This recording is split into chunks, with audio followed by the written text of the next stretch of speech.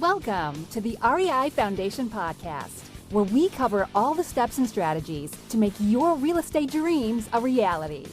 Now your hosts, Jason and Pili. Well, hello again, and welcome to another edition of the Real Estate Investing Foundation podcast with Jason and Pili. You have Jason today, but you are in great hands because we have a super special guest for you, Seth Ferguson. Seth, hello. How are you doing today? I'm doing great. Thanks for having me. Well, thank you for coming on the show. And I had the pleasure of being on Seth's show. Awesome experience. So Purchase to Profits, ton of guests. He's crazy enough to do a daily podcast, believe it or not. So a lot more crazy than me, but a little bit more about Seth. Seth Ferguson has more than a decade of experience in high performance real estate, is the president of ALBA Capital Group. He partners with investors to acquire and improve multifamily properties in key growth markets, speaks about various real estate topics and strategies, and is the host, like we spoke about, of Purchase to Profits, where he interviews a successful real estate investor each and every day. Seth also holds his real estate broker license in the province of Ontario and was thrilled to publish his first real estate book, Sell for More, in 2018. Wow. Well, Seth, welcome to the show. And with all that said, I'm not even going to get into the crazy part of doing a daily podcast, but what drew you to real estate to start? Ooh, that's a very good question. I think it's going to take a different route than you're probably used to hearing. Back in the day, I was trying to become a NHL hockey referee. I was doing some minor pro hockey. I was doing some junior hockey, trying to work my way up the ranks. And real estate allowed me, getting into the brokerage side of residential real estate, allowed me to set my own schedule so I could still go out and do those travel games, travel halfway across the country to referee a hockey game and still be able to earn an income. So that's where it all got started. And then as my business grew, my hockey dreams had to go on the back burner, and I am where I am today. Well, that's actually a great point. But, it talks about using real estate as a lifestyle vehicle, right? And Yeah. so you want to adapt what was working with your life and your direction with your life and what would fit that model. Well, real estate fit that model. So with all that said, if you jump on an elevator today and someone says, "Hey, Seth, what do you do?" What do you tell them? Yeah, well, it's an easy answer. It's I partner with investors to buy apartment communities and we split the profits. Amazing. And I love that. What is it about apartment buildings that's what you do? What originally drew me to the multifamily side of real estate was the ability to acquire true businesses in a sense. When you're going out buying single family homes, you're acquiring a property, yes, but you're not acquiring those business systems that come along with it. And having the scale of 100 units plus, you're able to have professional management, you're able to have on-site maintenance, all those benefits that come with it. So it's almost more of a structured play in real estate rather than just going through that single family route. Also, I'm not sure if you want to touch on this later on, but I got started in the single family investing, doing a couple duplex conversions and all that stuff. But there comes a point in time where you hit that capital crunch where you don't have any more money left to acquire the next property. And it's very challenging in my home market. I'm based in Toronto in Canada. And right now we are very, very tight in terms of inventory. Prices are quite high and it's very hard to cash flow. So if I'm looking to acquire a single family property, and I'm bringing in a partner with me, it's almost impossible to make that work right now. So going after that scale of those larger multifamily properties allows me to partner with investors. We're able to acquire a business, if you will, and then tweak that business to improve the profits. So being in Canada, has the focus of your investments, well, let's say for apartment buildings, where is the focus? Are you focusing local or are you looking in other markets? No, I'm focusing in a couple key markets in the United States right now. Cap rates, in Toronto is very similar to, let's say, a New York. People are buying at cap rates of about 2.5%. So it's pretty crazy. I'm a big fan of that value add system. The other thing here in Ontario, we do have rent control. I know some people who have built very solid businesses in a rent-controlled environment, but based on where we're at in the market cycle in Canada right now, with those compressed cap rates and that rent control, it makes it very hard to force that value in a way that makes it make sense with investors in the game. So this is great because we have a lot of out of the United States listeners, and for those that are listening, what are the advantages from being able to look at the United States from outside, and what are the hurdles for you to be able to find investments in the United States? Yeah, well, I think the benefits are just the scale of the U.S. market. You look at just population between Canada and the United States, you guys dwarf us. So in terms of the number of cities that are open, in Canada, we basically have Vancouver and we have Toronto as the main players. Those would be our primary markets, and then we have secondary markets. But in terms of that scale, the United States, they just have way more markets that are experiencing some growth right now. In the US, I'm finding it very fascinating to see that interstate migration of the population. So we're seeing a lot of the population shift down towards the southern states. It's quite fascinating from the outside looking in, watching those population trends as they develop. Yeah, and I think I skipped the second part of your question. You were asking about some challenges, right? Yeah, just is there any difficulties for you if you're finding a property here, loan structuring, or even if you're having investors that are possibly outside the country investing in a deal? There's a lot to cover there, but what are some of the main hurdles? I think right now the main objection a possible investor from Canada investing in the United States would have is the dollar right now. The Canadian dollar is the exchange rates, we're down about 30%. So I spend $1 in the States, I got to come up with an extra 30% here. In the grand scheme of things, it's all about how you structure your deal. If you have a good deal, that's almost a secondary concern because you're forcing that value relatively quickly. But currency shifts. I know a couple people from Australia investing in the United States. They have the same thing. A currency swing one way or the other can set you back in terms of your gains. Amazing. Now, how are you finding yourself markets? What are some of the key indicators that you're looking at? And being from Canada, how are you making your connections here? Yeah, good question. I look at a lot of the key drivers that I think most syndicators look at. So we're looking at GDP growth, job growth, employment growth, demographic shifts. So, where's that baby boomer population? How much makeup does that have in a particular market? Because that's going to determine, what sort of amenities you have and all that kind of stuff. So I don't think what I'm looking for is too different from what most people look at. I'm looking for a potential over that whole period to have that growth in that capital growth. I'm also looking for solid jobs, a decent variety of employment sectors. So I just don't want oil and gas. I would like to have, many different options for people to give that security in that job market. So it's just all growth and trying to forecast and look, 5-10 years ahead and seeing how those trends across the country will affect those markets I'm looking at. Yeah, I love that. And you're talking to investors, you're raising capital, talking about syndication of apartment buildings. How does that talk track go with investors? People talk that, they're having difficulty finding money. I actually had a gentleman at one of our meetups the other night, has a property under contract, first deal, and is having difficulty putting the money together. What are some of the elements you use within your talk track to talk about apartment buildings? For me, his big thing, he just wasn't having enough conversations. He was scared to have a talk, even though he had exactly what other people want. Yeah, I think I'll rephrase your question because I don't do a lot of talking. I do a lot of listening right off the bat.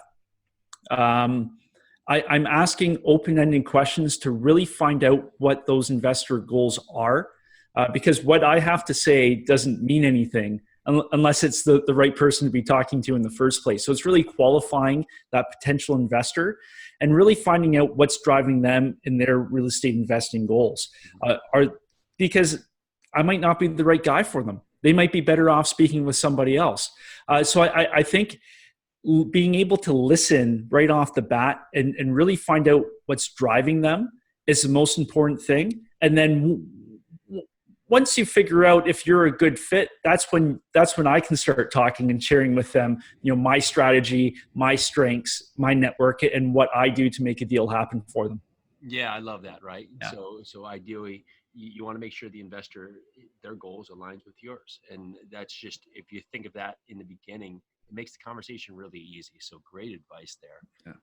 When you're targeting an apartment building, is there certain metrics that are more important to you than others? IRR, cash and cash return? Yeah, I think with me right now, I'm really looking for that solid value add component. And that's the way where we're at right now in the market cycle. It's not like you can go out and just have a shotgun approach and find 10 really good deals. You have to be very, very careful in your underwriting and be very laser focused. So I think one of the things I find with lots of new people getting into the real estate game is they don't have the type of property in mind. They don't have their strategy in mind. They're just kind of blasting everything, and they're not focused. So in a market like today, where the margin for error is so thin, we have to be extremely driven and focused in exactly what we're looking for. So with me, I'm a value add investor. I'm looking to acquire the property either through a rent push or, I would say minor to moderate rehab. I'm not one of those heavy lift people. Yeah. It doesn't make sense for me. Some people have built some really great businesses on doing those heavy lifts. That's not what I'm interested in. I'm looking for those lipstick renos that can have a big impact on the bottom line.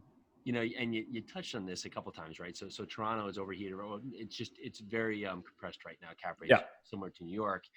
Also, a lot of talk about the apartment overall. The apartment industry just really being top heavy. With that said, if someone was talking about sitting on the sidelines waiting for this correction, what would be your talk track to them? I'd ask them for their crystal ball, and I'd offer them $1 billion for it. Right? Because real estate's the thing where at any stage in the cycle, for the past 10 years, we've had people saying the market's going to crash again and it's going to be the worst thing that's ever happened.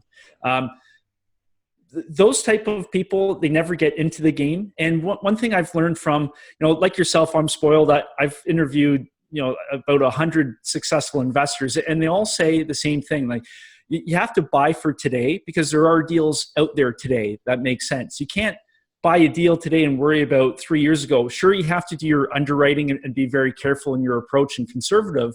But let's look at it this way.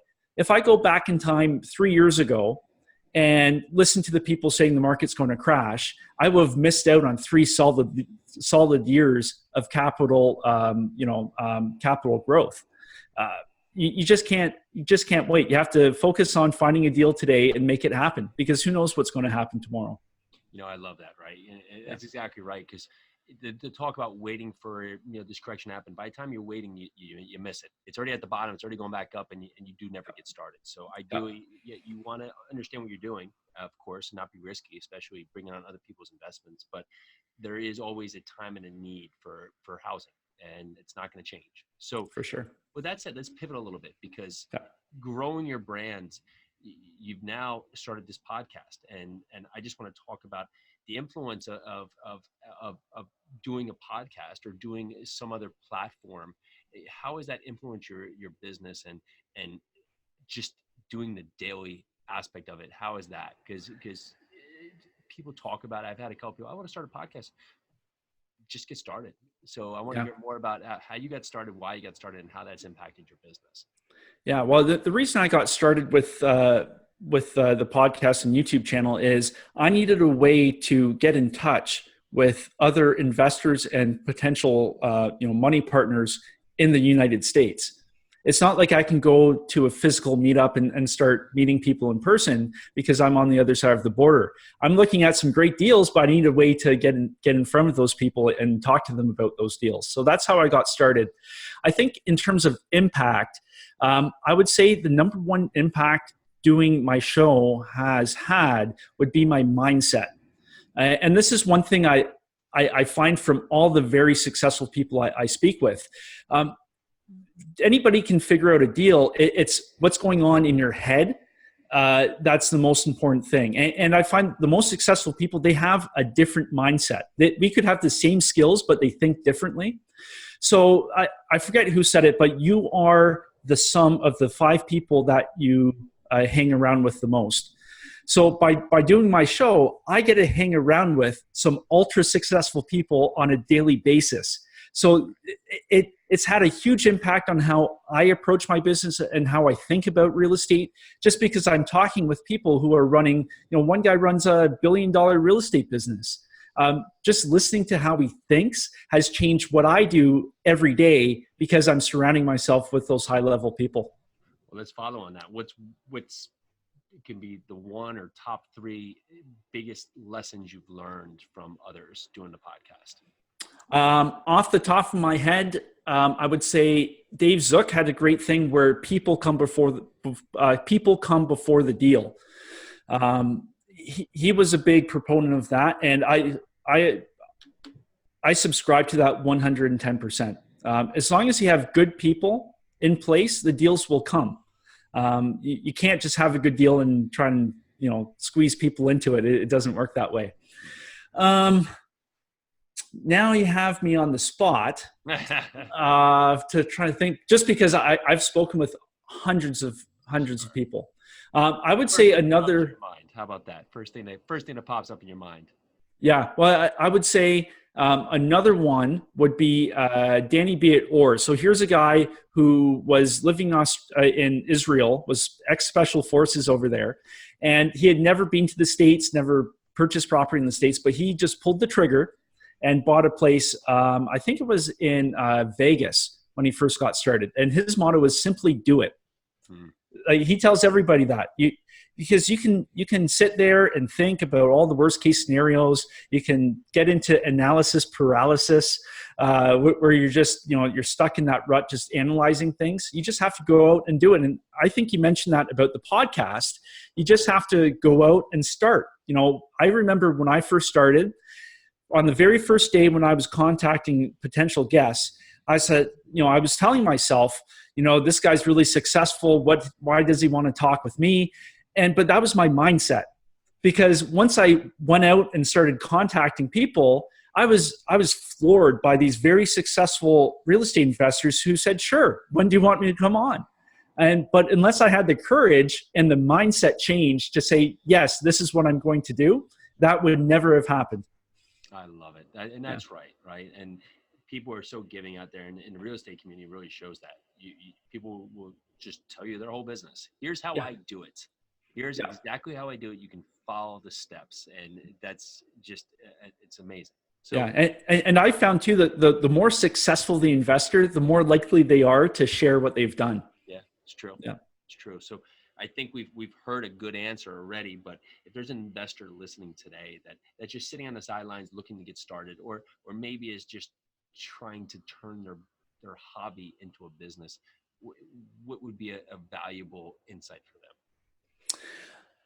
Besides just doing it and taking action, I would say find good people to put on your team. I know lots of investors talk about having a team. I fully subscribe to that.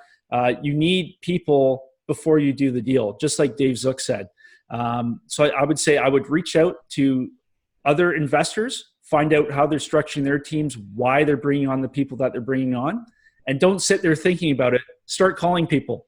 Don't send an email, because anybody can send an email. Call people, set up face-to-face meetings, and start building your business that way, and tell people what your dreams are and tell them what your goals are, because chances are they've had similar goals, similar dreams, or they can help you frame it a little bit better for what you want to accomplish.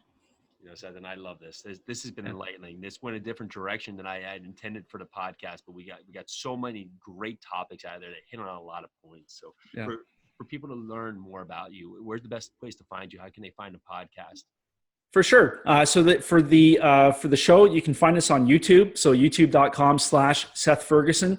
And for my personal website, sethferguson.org. And for ALBA, albacapitalgroup.com. That's ALBA, ALBA. Well, I definitely encourage all the listeners to check it out. Seth, thank you so much for sharing with us today. I really appreciate you coming on the show. Yeah, it was my pleasure. Thanks for having me.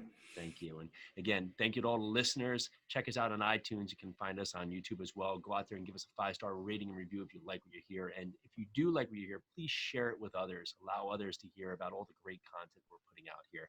Thank you so much to Seth. And again, this is Jason with the Real Estate Investing Foundation podcast. Happy Wednesday. We'll see you shortly. Bye now. Thanks for tuning into the REI Foundation podcast. Check back next time for more awesome tips and strategies to launch your new you in real estate.